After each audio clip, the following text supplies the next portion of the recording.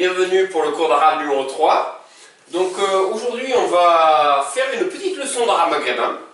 On va faire un travail sur... on va prendre d'autres verbes. On va aussi apprendre l'article défini et comment il se construit, faire des compléments de nom, comment il se combine avec les adjectifs. Alors pour commencer, la leçon d'arabe maghrébin. Donc c'est un petit dialogue avec des salutations. Alors je vous le lis. C'est de l'arabe maghrébin, donc je vous dirai des fois quand il y a des mots qui ne sont pas compréhensibles en arabe standard. Ya ummi. Ya, c'est le vocatif, ça veut dire oh, hein, c'est quand on interpelle quelqu'un. Ya ummi, vous vous rappelez d'ummi? Ma maman. Hein? La mère, ummi, ma mère. Ya ummi, enti, toi. Kif halek. Hal, la santé. Kif halek, comment la santé de toi? En standard, on dira plutôt kifek. Comment tu es? Kifek. Mais kif halek, ça se comprend. Hein? Kif halek. Wa et kif eddar. Alors ça on le verra. Eddar c'est al-dar. Mais c'est ce qu'on appelle les lettres solaires qui amènent un redoublement. Au lieu de mettre al-dar, on dit eddar.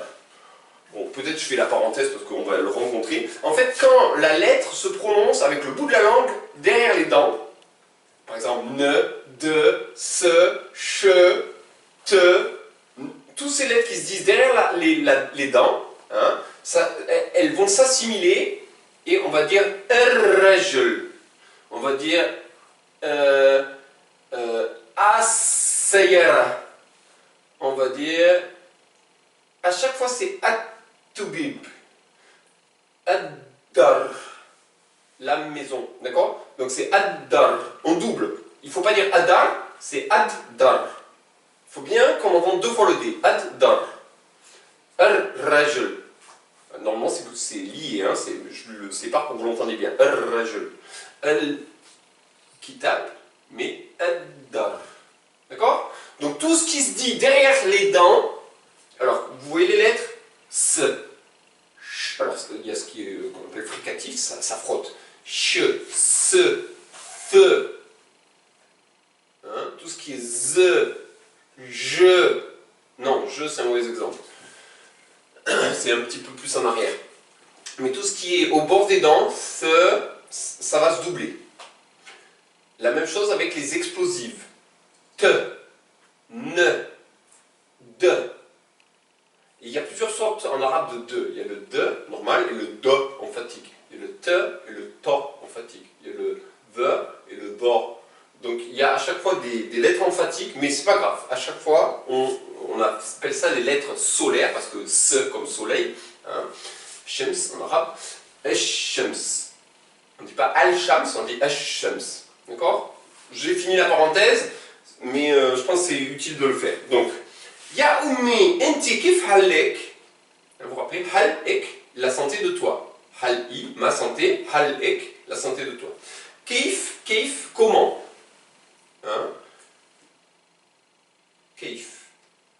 Donc, kif halek, wa kif eddar. Comment va la maison? Ana labes. Alors ça, labes, c'est vraiment dialectal marocain. Il ne faut pas l'utiliser. On dira plutôt brir en standard. Hein? Brir, dans la paix, dans le bien, tout va bien. Hein? Brir, dans le bien. Brir. Là, il répond la baisse. Là, la négation, baisse, pas de mal. Mais c'est vraiment du dialectal. Alhamdulillah. Alhamdulillah, ou alhamdulillah, ça veut dire la louange soit à Dieu. Ça veut dire alléluia. Mais c'est comme ça qu'on répond merci, c'est comme ça qu'on... Enfin, ils disent à tout bout de champ. Alhamdulillah, louange à Dieu. Dieu merci. Alhamd, la louange. Ullah, illa, le Dieu. Wa ad-dar, et la maison. Kadalik, également. Wenta, wa anta, et toi. Ya waldi, ô mon fils. Kif halek, comment est ta santé? Bkhayr, hein, c'est le fameux que je vous disais. On évite la baisse, bkhayr. Alhamdulillah. Wa baba, hein, et papa. Kif hal ou, la santé de lui. Vous vous rappelez le suffixe? hein, كيف حله هو لابس. Hein? Alors là, c'est un mot, c'est un verbe dialectal, rah. Nous on connaît dhahaba. Hein? On a appris dhahaba, il est allé. Donc on va mettre en classique. Dhahaba fi souk. Il est allé au souk, au marché. Hein? Fi, vous vous rappelez du fi? Fi dans le Pourquoi on dit es-souk? Parce que c'est une lettre solaire. Donc c'est pas al-souk, c'est es-souk. Et c'est pas un que, c'est un kra. Hein, c'est un kra. Ça se dit en arrière. Fissouk. Huwa zahaba fissouk ma Ali. Ma Ali. Alors on va prendre une nouvelle lettre, c'est le aïn. Le aïn, c'est une lettre gutturale qui se prononce avec la gorge. Alors il y a plusieurs lettres gutturales. Il y a le H avec un petit point dessous. C'est le H raclé. Ça c'est un H normal, on souffle. C'est un H raclé. Là le Aïn qui s'écrit comme un 3, hein, vous avez vu, un 3 à l'envers. On le prononce, alors nous on l'écrira avec un 3. Hein, on le prononce, la même chose mais en mettant les cordes vocales. On met le moteur. Ali, Ali. Avec Ali. Bon, celui-là il est un peu dur, hein, faut s'entraîner. On souffle et on met les cordes vocales. Et on racle. Ma'ali. Alors pas la peine de le prononcer aussi intensément que moi. Hein. Huwa fait sourd. Ma avec Ali. Avec Ali. Urti. Alors qu'est-ce que ça veut dire Urti? Ah, le frère. Urt, la sœur. Urti, ma sœur. Urti Fatima. Wa Ouladha. Alors, Walad, le garçon. Oulad, c'est le pluriel de Walad, c'est les garçons. Malheureusement, les pluriels arabes, vous allez voir, c'est un mal de tête. Ils sont la plupart irréguliers. Donc, les enfants, Oulad. D'accord? Et ces enfants, Kif. Alors, en classique, ce serait plutôt Kaif. Hein? Hal, Hum. Rappelez le suffixe du possessif pluriel. Hein? Kum à vous, na à nous, hum à eux. Keif, hal, hum. Comment la santé de eux?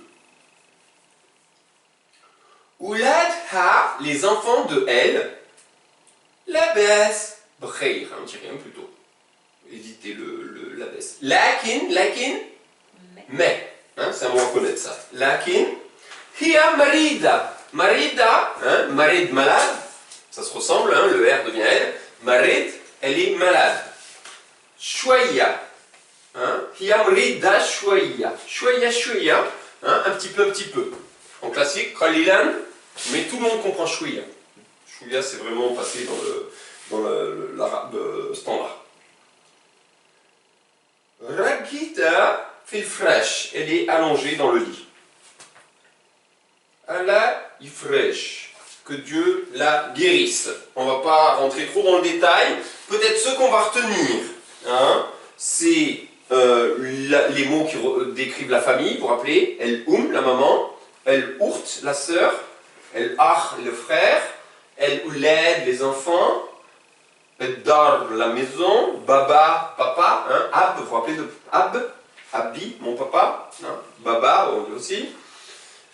Souk, le marché. Anna, anta, anti, huwa, hiya. Hum.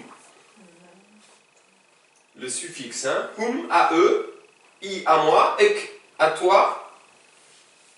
Le ya pour le vocatif, ça c'est classique, mais ça s'utilise, vous voyez aussi, même en dialectal. Keif, comment. Lakin, mais.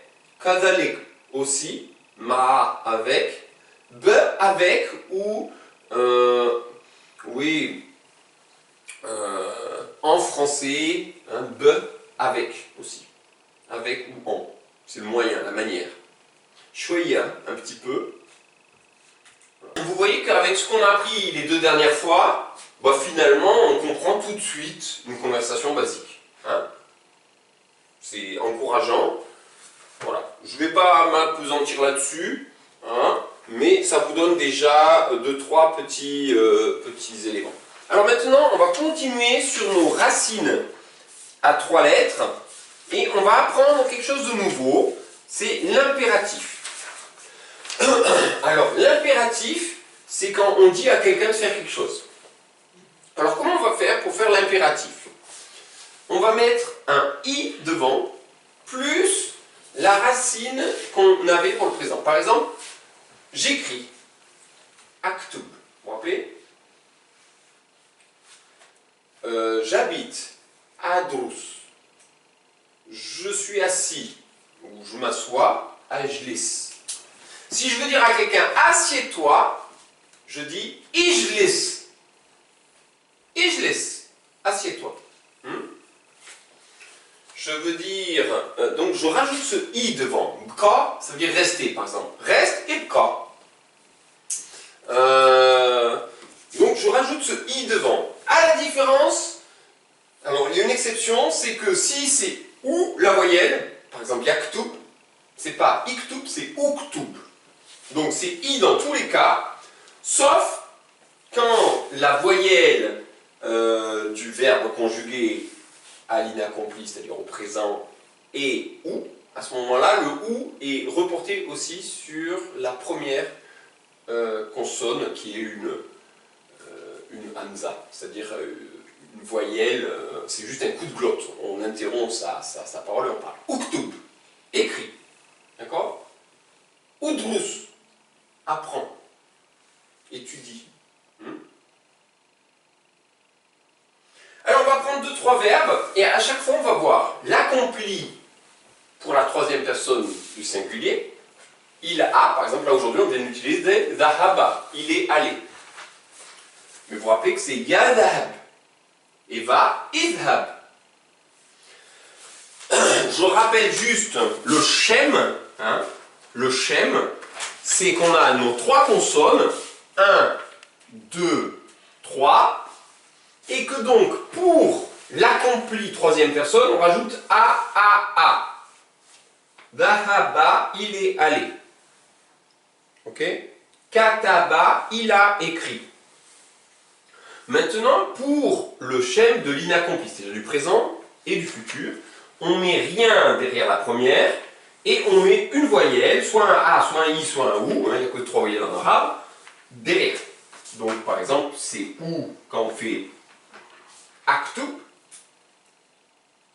taktub, yaktub. Vous vous rappelez? J'écris, tu écris, il écrit. Donc c'est ce schème-là. On va garder ce même schème, mais on va mettre ou devant, uktub, écrit. Et si c'est une autre voyelle que le ou, si c'est par exemple un i, par exemple, yajlis, il est assis, ijlis, assieds-toi. Ok? L'impératif, donc on rajoute ici, donc on va mettre une petite apostrophe et on va mettre un i. Sauf si c'est un ou, à ce moment-là c'est un ou. Allez, on va prendre 2-3 verbes, je vais vous les noter. Fa'ala, c'est un aïn. Donc comment on va l'écrire? Nous on va écrire un F, un 3. Quand vous voyez un 3, vous vous rappelez que c'est le aïn. Pourquoi on écrit 3? Parce qu'en arabe, ça s'écrit comme ça. Donc on écrit un 3. C'est la lettre où on gratte un peu. Si vous n'arrivez pas à la dire, ce que vous faites, c'est que vous interrompez un peu de votre voix, comme s'il y avait l'hamza, l'apostrophe. Vous pouvez dire fa'ala, ça ira. Mais c'est fa'ala. Il y a un petit fa'ala. Fa'ala, donc, il a fait. Il fait yaf'al. Donc, yaf'al. Yaf'al. Fait if'al.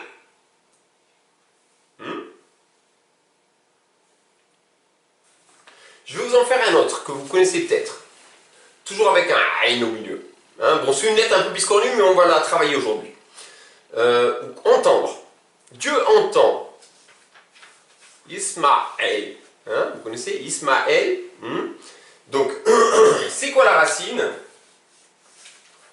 C'est sa, mi, ra. Alors, S, sa, mi, a.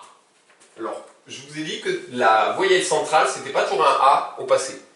Donc, sa, mi, a, il a entendu. C'est la racine de Samuel. Il a entendu Dieu, en hébreu. C'est la racine de Ismaël. C'est la racine de plusieurs mots. Samia. Au présent, Yasma. Alors, Yasma. Hein? Yasma. Ce qui signifie il entend. Yasma. Ismaël. Il entend Dieu. Bon, on est en hébreu, donc c'est pas exactement les mêmes sonorités, mais quand même vous arrivez à reconnaître le Yasma et le Ismaël. Elle pour Dieu. Yasma. Écoute ou entend. Isma. Isma. Isma.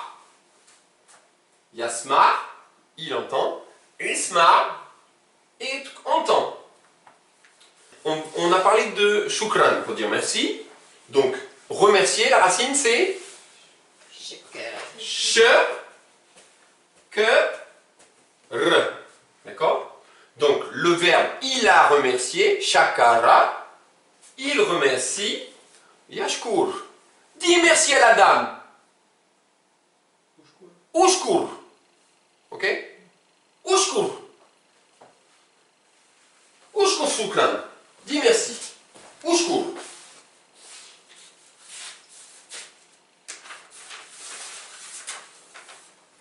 Allez, je vous apprends encore 2-3 verbes. On essaye de faire un peu de vocabulaire.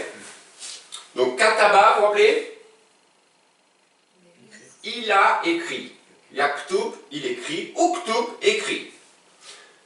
Dahaba. C'est un de, mais entre les dents. Dahaba. Il est parti. Yadhab. Il va, il part.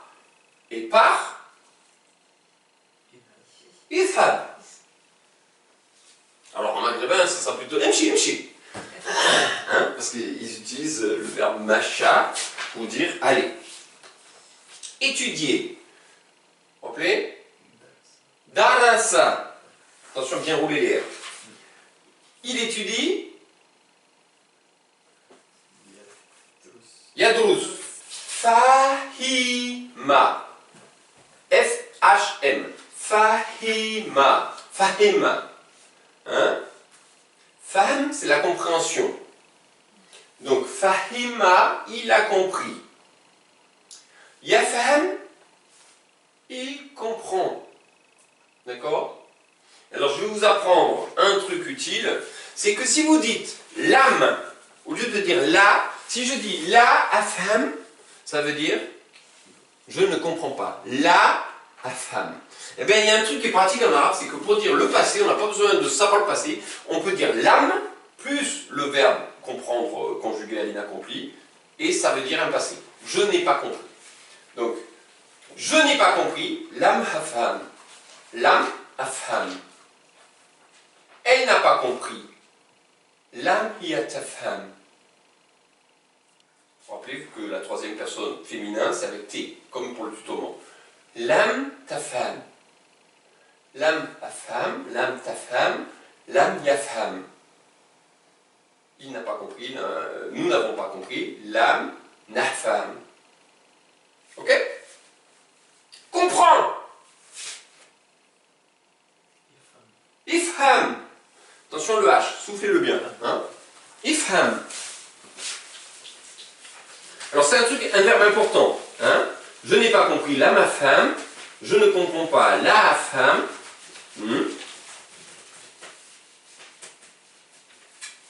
Tu as compris ta femme? Alors il faudrait mettre le passé, mais le passé on travaillera dessus plus tard. Alors j'ai sélectionné des verbes qui sont faciles, parce qu'il y a 10 formes de verbes différentes. Donc là on est tous sur la forme simple. En fait les autres formes, c'est des formes qui parlent du fait si on fait l'action intensive, si on la fait faire à quelqu'un, si on subit l'action, c'est ce qu'on appelle la voix un petit peu. Mais en arabe il y a 10 voix différentes, comme en hébreu. Il y a plusieurs voix. Donc on apprendra ça, que ce soit passif, qu'on nous fait faire l'action, on se fait l'action sur soi-même. Donc on apprendra les subtilités de ces verbes plus tard. Pour l'instant, on apprend des verbes simples, d'accord? Ça nous permet déjà de décoller.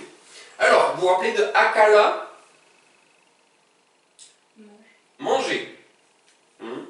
Donc, il mange, yakul. Yakul. Mange. Cool. Alors, il y a un piège. Quand la première lettre est soit une voyelle, soit une hamza, elle saute. Donc, ça fait cool, tout simplement. Cool. Alors, je donne un autre exemple. Par exemple, le verbe boire. Chaf, passé. Donc là, la voyelle du milieu, c'est un A long. Et quand je dis il voit, il y a chouf.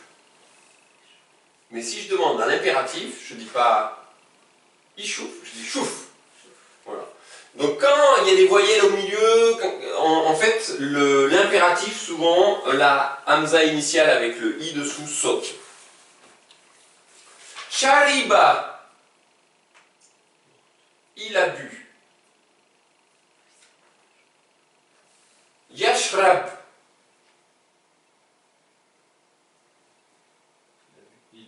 il boit.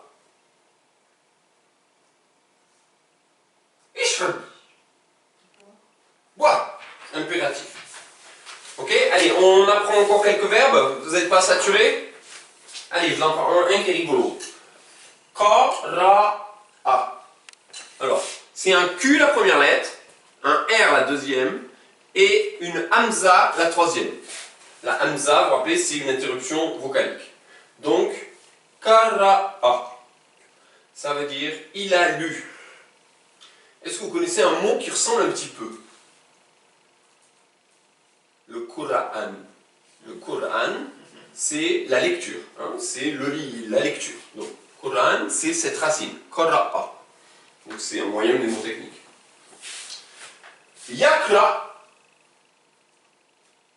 Yakra, il lit. D'accord? Ikra, c'est le début d'un verset du Coran. Lit. Ikra, lit. Donc, un autre verbe simple. On va faire un... Alors, je vous ai parlé de chouf. Hein? Vous vous rappelez chouf, chouf, chouf. Regarde. Hein? Alors, le verbe boire, en fait, c'est ra'a, qui existe aussi en hébreu. C'est le verbe boire classique qu'il faut connaître. Le verbe être, kan. Alors, le verbe être assez particulier, mais ça veut dire aussi il y a, donc c'est intéressant à le connaître. Mais c'est K, c'est toujours trois lettres, E-A-N. Et donc, il est, la lettre qui est une voyelle va changer. Au passé, c'est toujours un A, hein, par exemple, shaf, yashouf. Là, ça va être pareil, kan, yakun. Hein, yakun. Yakun, il est. Sauf que en arabe, on dit pas il est comme ça. Mais c'est ce que ça veut dire. Et soit, que la lumière soit, kun. On n'a pas vu vendre. Alors, vendre, c'est ba. Ah. Alors, malheureusement, ce aïn, hein, nous cause le ra et le aïn nous font un peu des problèmes.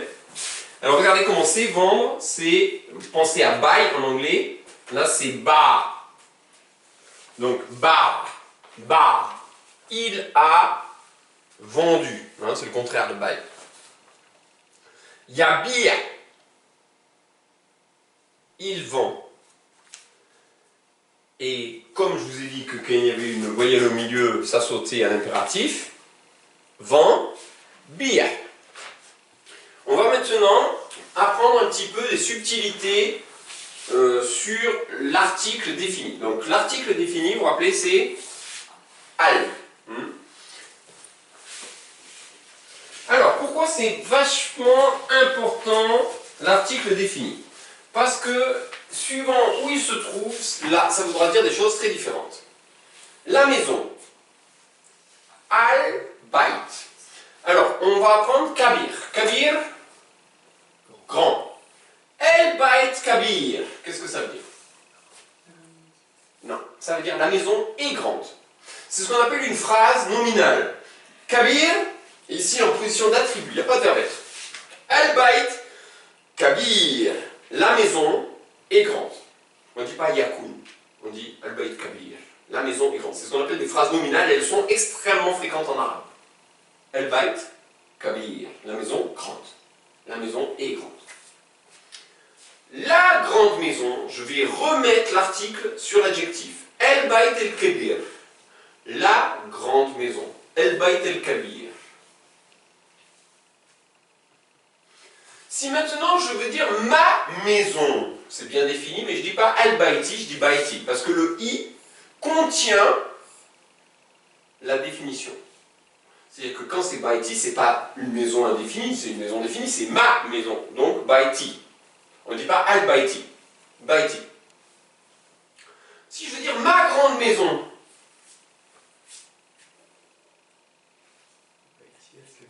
bayti al-kabir, ok?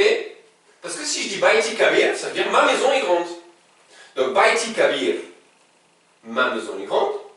Bayti Al-Kabir, ma maison, la grande. Ma grande maison. Bayti Al-Kabir.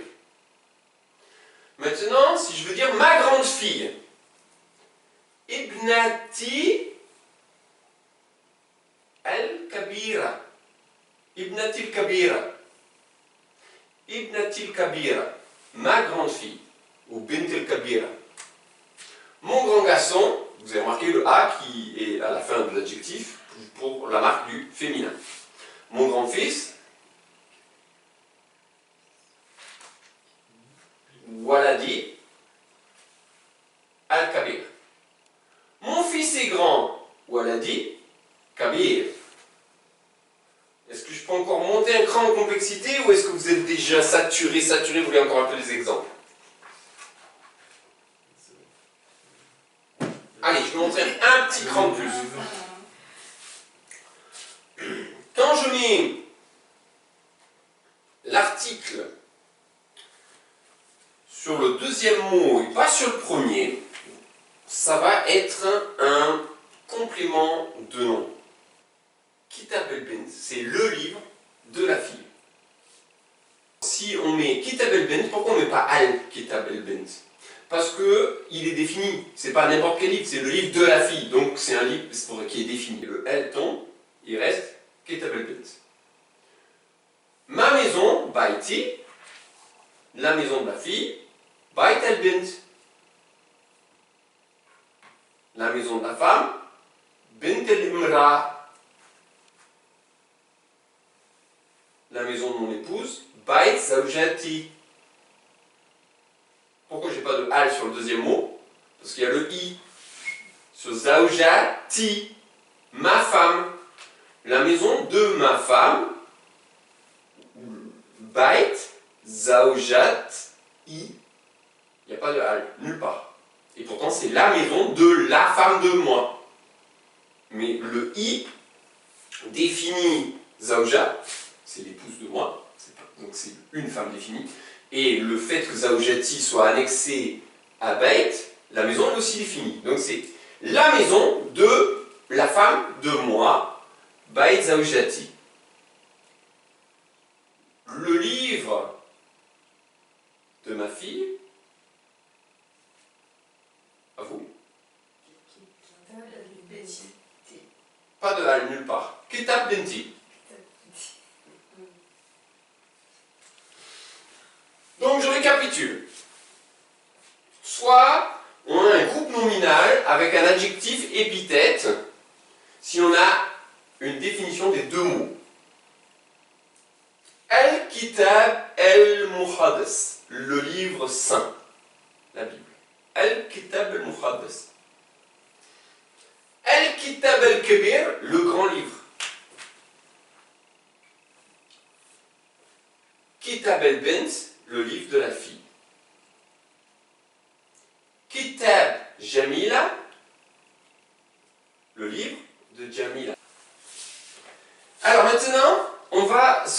un mot qu'on a appris lors de la première leçon, c'était hada et hadihi. Vous vous rappelez? Ce et cette. Hada walad, c'est un garçon. Hadihi bint, c'est une fille. Maintenant, si je veux dire ce garçon, je vais dire hadel walad. Si je veux dire cette fille, hadel bint. Hadel bint, cette fille. Hadel walad, ce garçon. Cet homme, hadel rajul. Cette maison, hadel bait. Ok? Cette belle maison, hadel bait, el jamil. Ce grand livre, hadel kitab, el kabir. Ce livre est grand. Hadel kitab, kabir. Alors des fois, on peut avoir des ambiguïtés. Alors comment on va faire pour gérer les ambiguïtés? Par exemple, je veux dire, c'est l'homme. C'est lui, c'est l'homme. Hada al-rajul. Sauf que hada al-rajul, on vient de dire que ça veut dire cet homme. Mais je veux dire, celui-là, oui, c'est lui l'homme. Et bien on va faire comme ça, on va dire, celui-là, c'est l'homme. Hada huwa al-rajul. C'est lui l'homme. Hada huwa al-rajul. C'est lui l'homme. Parce que si j'ai hada al-rajul, ça veut dire cet homme. Hada al-rajul, c'est un homme. Mais hada al-rajul, ça ne veut pas dire c'est l'homme, ça veut dire cet homme. Donc attention avec le al, hein, qui change un peu les choses. Alors, dans la maison, fi al bent. Bait, pardon. Fi al bait. Sauf qu'on va concaténer et le a va sauter. C'est-à-dire fil bait. Hiya fil bait. Elle est dans la maison. Fil. Ok? Le a saute.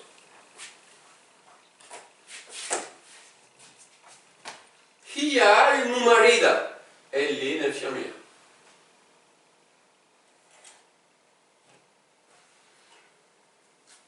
Donc on fait le lien quand il y a une voyelle. On va peut-être apprendre les pronoms personnels sujets pluriels.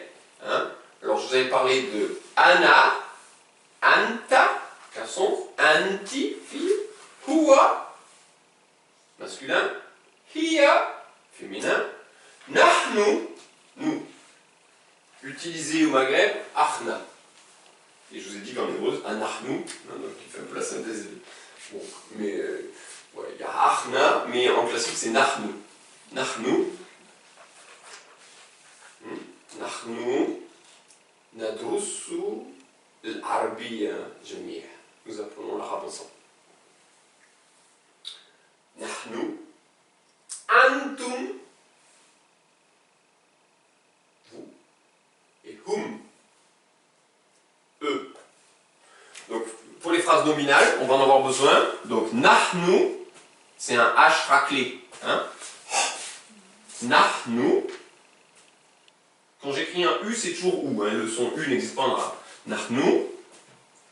Antum. Et hum. Voilà. C'est les trois pronoms personnels pluriels. Alors, il existe aussi des féminins, mais ils sont vraiment classiques, ils ne sont pas trop utilisés dans les parlers dialectaux. On va pas s'en embarrasser, je vous simplifie un peu la chose.